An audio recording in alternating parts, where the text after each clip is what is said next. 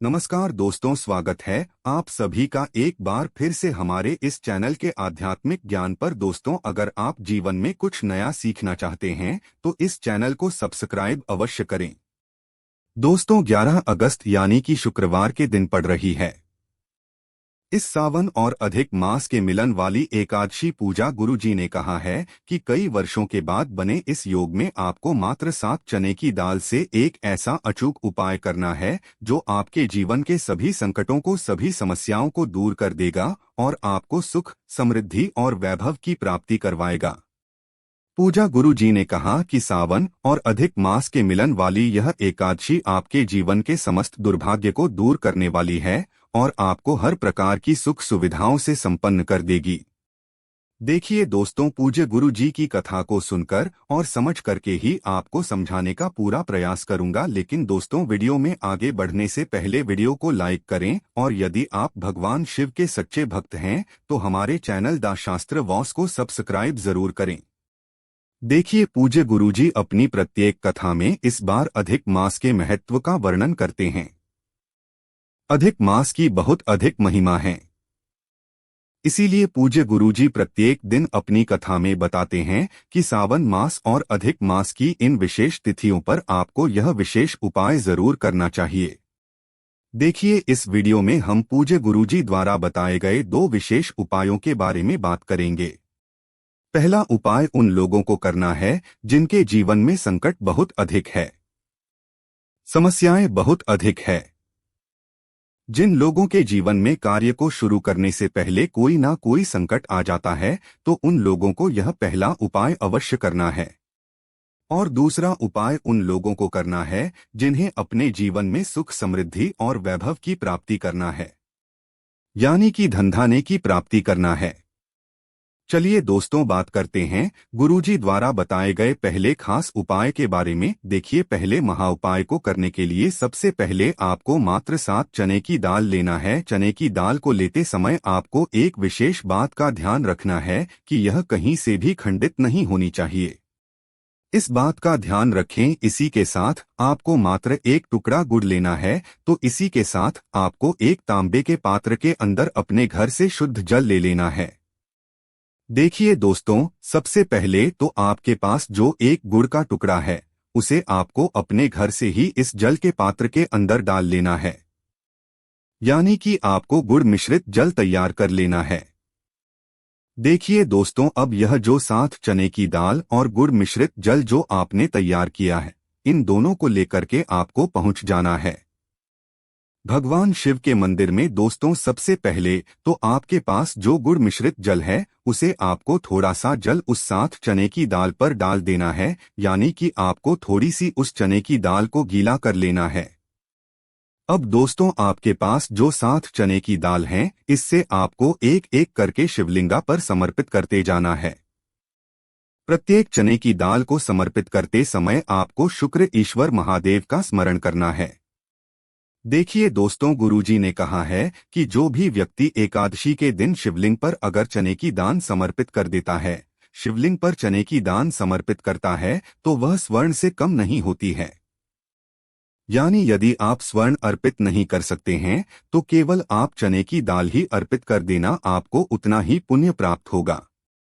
यानी कि यदि आप एकादशी के दिन चने की दाल भगवान शिव को अर्पित करते हैं या प्राप्त होता है तो आपको 7 चने की दाल शुक्र ईश्वर महादेव का स्मरण करते हुए एक एक करके समर्पित कर देनी है।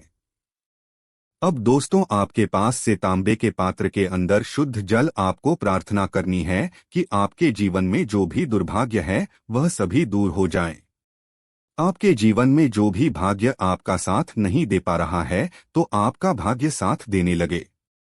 आपकी जो भी दुकान हो या फिर आपकी नौकरी हो, उसमें आपको सफलता मिल जाए, ऐसी कामना करते हुए और श्री शिवाय नमस्ते इस मंत्र का जाप करते हुए यह जल आपको शिवलिंग पर समर्पित कर देना है। देखिए दोस्तों, गुरुजी ने कहा है कि यह जो उपाय है विशेषकर आप सुबह से लेकर के शाम तक किसी भी समय कर सकते हैं। चलिए दोस्तों, अब हम बात कर लेते हैं पूज्य गुरुजी द्वारा बताए गए दूसरे विशेष उपाय के बारे में। देखिए दोस्तों, इस उपाय को करने के लिए सबसे पहले तो आपको एक मिट्टी का दीपक ले लेना है। यदि आपके पास मिट्टी का दीपक नहीं है तो आप अपने घर पर शुद्ध आटा मल कर भी उसका दीपक तैयार कर सकते हैं। देखिए, इस दीपक के अंदर आपको लंबी बाती का प्रयोग करना है और इस दीपक के अंदर आपको शुद्ध घी का प्रयोग करना है। यदि आपको गाय का मिल जाता है तो यहाँ आपके उपाय के लिए बहुत ही सर्वोत्तम सिद्ध होने वाला है। यदि आपको गाय का भी नहीं मिल पाता है तो आप अन्य किसी भी शुद्ध घी का प्रयोग कर सकते हैं। इसी के साथ आपको मात्र एक चुटकी हल्दी भी ले लेना है और इन दोनों सामग्री को लेकर के आपको पहुंच जाना है। जहां कहीं भी आपके घर में माता तुलसी जी का स्थान है वहां पर आपको इन दोनों सामग्री को लेकर के पहुंच जाने। देखिए, एकादशी की पवित्र अतिथि, इसीलिए ना तो हम तुलसी जी को स्पर्श कर सकते हैं, ना ही उनमें कोई भी सामग्री अर्पित कर सकते हैं। देखिए, गुरु जी ने कहा है कि इस उपाय को आपको विशेषकर सूर्यास्त के बाद ही करना, यानी कि आपको रात्रि के समय इस उपाय को कर लेना है। देखिए, सबसे पहले तो आपको यह दीपक ही माता तुलसी जी के वहां पर प्रज्वलित कर देना है। दीपक आपको इस प्रकार से प्रज्वलित करना है कि माता तुलसी को किसी भी प्रकार की हानि ना पहुंचे। दीपक को प्रज्वलित करते समय लगातार आपको ओम नमो भगवते वासुदेवाय नमः इस मंत्र का जाप करते रहना है। देखिए, दीपक को प्रज्वलित करने के बाद और मंत्रों का स्मरण करने के बाद आपके पास जो एक चुटकी हल्दी है, इससे भी आपको उस दीपक के अंदर डाल देना है।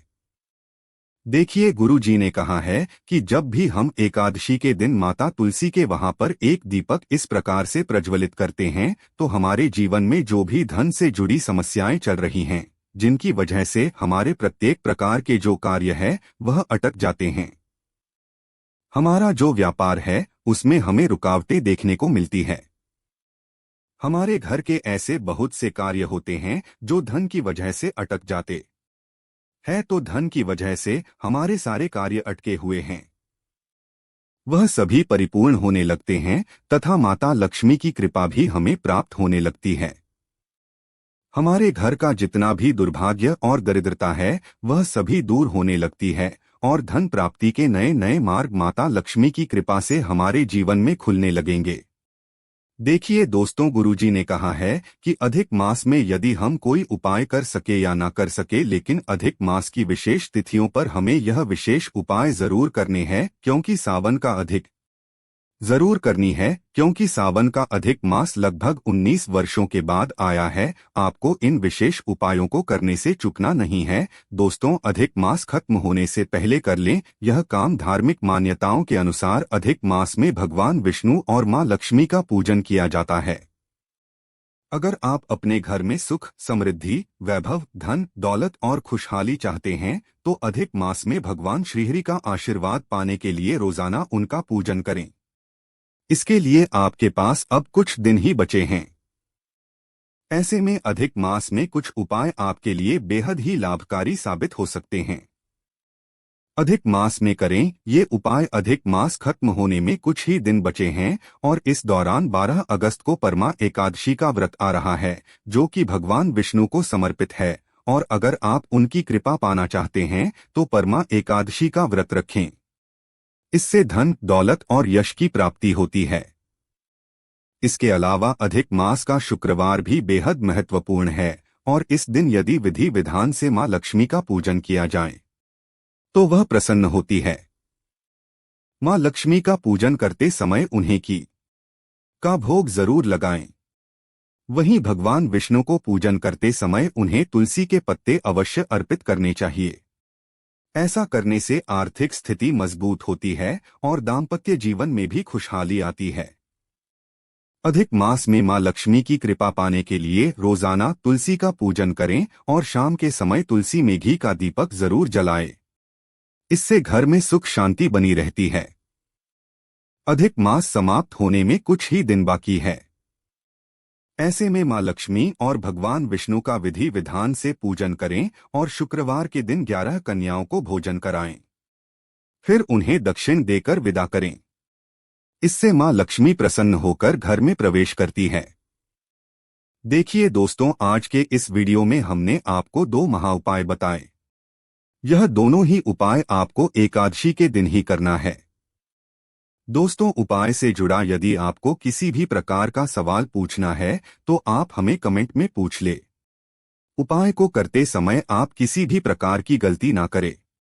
मित्रों, आज के लिए बस इतना ही। मिलते हैं अगले वीडियो में, तब तक के लिए जय श्री राम।